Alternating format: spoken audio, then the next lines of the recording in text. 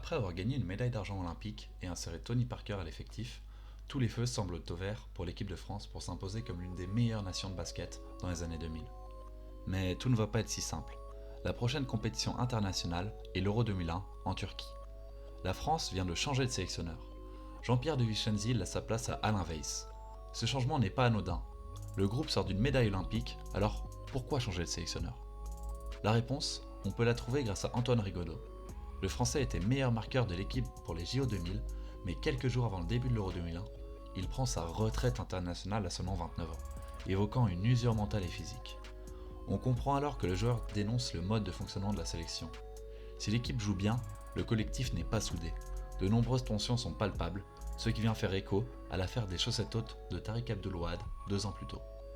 Alain Weiss ira pourtant en Turquie en conservant le groupe olympique, à la seule différence que Tony Parker, alors âgé de 19 ans et tout fraîchement drafté, remplace donc Antoine Rigaudot.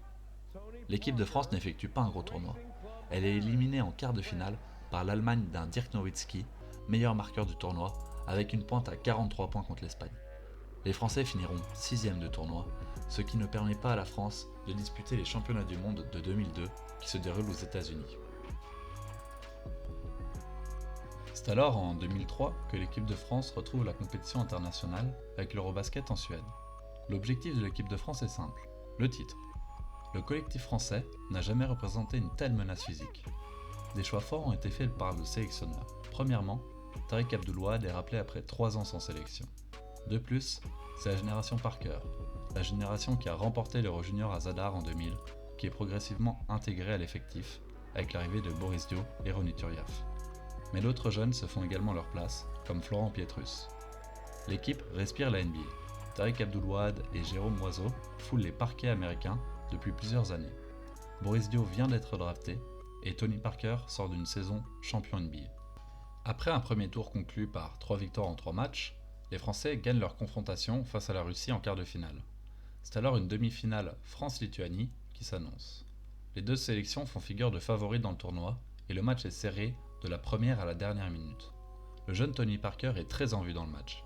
Il joue l'intégralité des 40 minutes, score 24 points et délivre 3 passes décisives. Mais alors qu'il reste moins de 16 secondes à jouer, sur un score de 72 à 70 en faveur de la Lituanie, la France prend un temps mort. C'est Tony Parker qui est destiné à jouer le dernier ballon du match. Le jeune meneur de 21 ans perd un ballon décisif et offre la victoire aux Lituaniens. C'est un coup de massue pour l'effectif. Cependant, il faut se remobiliser pour la petite finale.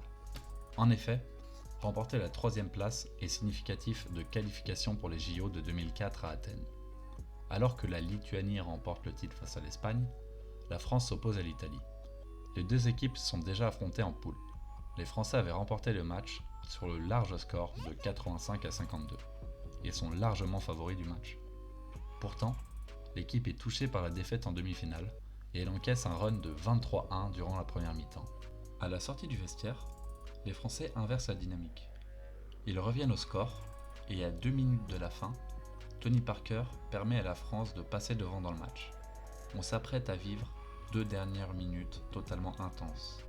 À 12 secondes de la fin du match, l'Italie mène de 3 points.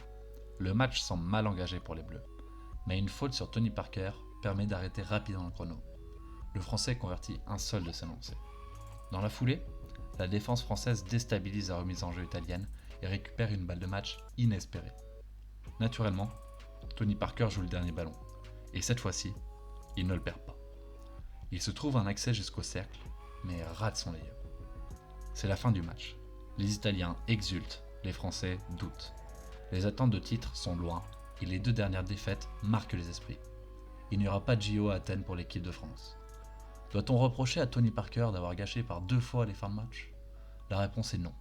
Il a sorti un match exceptionnel face à la Lituanie en jouant 40 minutes, et contre l'Italie, c'est toute l'équipe qui était décevante.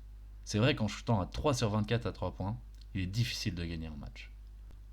En 2003, le leader était trop inexpérimenté, la marche était trop haute pour l'équipe de France.